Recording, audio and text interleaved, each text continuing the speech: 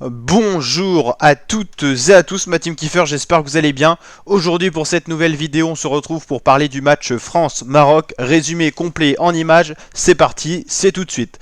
La team, je vous rappelle aussi qu'on suit en intégralité la Coupe du Monde sur la chaîne YouTube, donc n'hésitez pas à nous rejoindre en vous abonnant, en activant la cloche. Comme ça, vous ne nous paierez pas une miette de ce qui se passe dans cette Coupe du Monde. À suivre encore sur la chaîne YouTube la petite finale pour la 3e place de cette Coupe du Monde. Ça sera, donc on verra, on va pas vous spoiler ce qui s'est passé, on vous dira après. Et la finale aussi. Donc France-Maroc, on a la 4e minute, les Bleus ont des bons mouvements, on met en difficulté cette défense marocaine qui a pourtant pas été mise souvent en difficulté dans ce début de tournoi. Et sur un mouvement d'Antoine Griezmann, un petit loupé de Mbappé, on va avoir Théo Hernandez qui va récupérer le ballon, qui va faire un superbe ciseau acrobatique qui va ouvrir le score à la 5e minute. But de Théo Hernandez, un latéral qui marque, ça fait plaisir. On a besoin aussi de tout le collectif, des défenseurs aussi pour marquer. Et là, c'est but de Théo Hernandez qui ouvre le score très rapidement. On va revoir ce qui s'est passé, le mouvement. Varane fait la passe à Griezmann. Griezmann va faire la différence. Le défenseur va se jeter, là, le Marocain. Donc là, les espaces s'ouvrent. Et là, c'est très dangereux. Griezmann fait la passe à Mbappé. Mbappé va tirer 2 fois en se loupant, en étant contré. Et un peu de réussite. On a Théo Hernandez qui va faire un superbe ciseau qu'on va revoir. Bounou, le gardien, ne va rien pouvoir faire et c'est l'ouverture du score. On voit la joie d'Olivier Giroud également sur ce très beau but. On va revoir encore sous un autre angle cette reprise. Non, là c'est une autre occasion. C'est le Maroc qui a poussé donc tout au long de la première période, hein, beaucoup d'attaques, mais la défense française reste solide. Et là sur un corner, on va avoir une superbe retournée acrobatique qui va être déviée sur le poteau par Hugo Lloris qui fait une superbe manchette une fois de plus. On va la revoir encore un petit peu. Et voilà, c'est ce joueur-là qui a fait la retournée qui était splendide. Là, le peuple marocain commence à y croire. On n'est que 1-0 et le Maroc pousse fort, hein, depuis l'ouverture du score français. Les Marocains dominent, ils ont la possession de balle, ce qui est plutôt rare. On va revoir cette retournée incroyable qui va arriver sur le poteau d'Hugo Lloris. Un superbe geste technique. Voilà, on revoit sous un autre angle.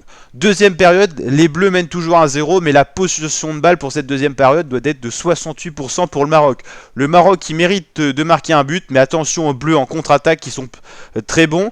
Olivier Giroud a été remplacé par Marcus Thuram et Dembélé par Kolo Muani. Donc 2 changements du côté bleu, beaucoup de changements du côté marocain, hein. L'entraîneur, le coach veut vraiment faire bouger ce score, aller chercher une finale historique pour les Marocains qui font déjà l'exploit. C'est la première fois qu'une équipe africaine se retrouve dans le carré final d'une Coupe du Monde, c'est-à-dire en demi-finale. Là, un très beau mouvement des Bleus qui commence à être de plus en plus dangereux en contre-attaque. On sent les Marocains qui s'affaiblissent, ils sont moins puissants en cette fin de match, c'est normal, ils ont été plusieurs fois en prolongation. Là sur un mouvement de Thuram, passe de Mbappé pour Kolo Muani et le 2-0 qui arrive et qui va pousser cette équipe de France en finale de la Coupe du Monde. La joie également des remplaçants, ce qui montre que la France est un réel collectif, hein. Superbe joie de tous les joueurs de l'équipe de France. On voit Verretou avec son chasuble, Coman aussi qui n'est pas rentré sur ce match. La joie des Français, également du président de la République qui s'est rendu sur le match. Et donc les Français s'imposent 2-0 face au Maroc et vont pour la 6e fois de l'histoire en finale de la Coupe du Monde. Lors des 7 dernières Coupes du Monde, on a été 4 fois en finale, c'est-à-dire plus d'une fois sur 2. On y a été en 2006 où on s'est fait éliminer au péno face à l'Italie. On a été en 98 où on a gagné la Coupe du Monde. On a été en 2018 où on a gagné la Coupe du Monde. Et en 2022 face à l'Argentine du prodige Léo Messi. Les Français ont quand même tiré plus de fois que les Marocains sur ce match. 14 contre 13 tirs. 3 tirs cadrés de chaque côté, c'était très équilibré. La possession de balle, seulement 38% pour les Français, ce qui montre la qualité technique des Marocains qui ont su avoir une possession de balle de 62%, 572 passes, 86% de précision des passes. Ça a été un collectif marocain incroyable, les joueurs très soudés entre eux également, hein, et ça a été incroyable. Très peu de fautes et de cartons au final, hein. Les Marocains ont su défendre proprement, mais ont quand même encaissé 2 buts dans le jeu. C'est les 2 premiers buts dans le jeu encaissés, hein, tout simplement, parce qu'ils avaient concédé un but face au Canada, mais je crois que c'était sur un coup de pied arrêté. Donc voilà, défaite des Marocains qui joueront quand même un autre match, la petite finale face aux Croates. On suivra bien sûr ça sur la chaîne YouTube. Mais en tout cas, très beau parcours des Marocains qui peuvent être fiers. C'est la première équipe africaine, comme on l'a dit, à atteindre les demi-finales. Également la première équipe africaine à finir première de son groupe. Une équipe qui a vraiment illustré un très beau collectif et qui a créé la surprise en sortant la Belgique, l'Espagne, le Portugal.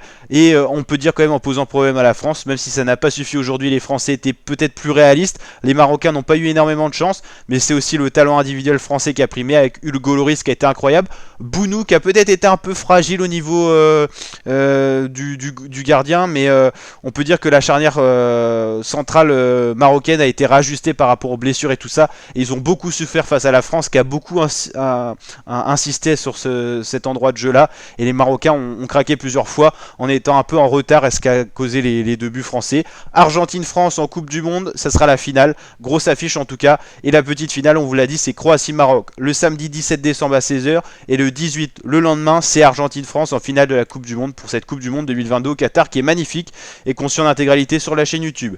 N'hésitez pas à liker la vidéo et lâcher le petit pouce bleu si ça vous a plu, à commenter pour réagir par rapport à ce match. Est-ce que vous supportiez les Marocains, est-ce que vous supportiez les Français pour ce match?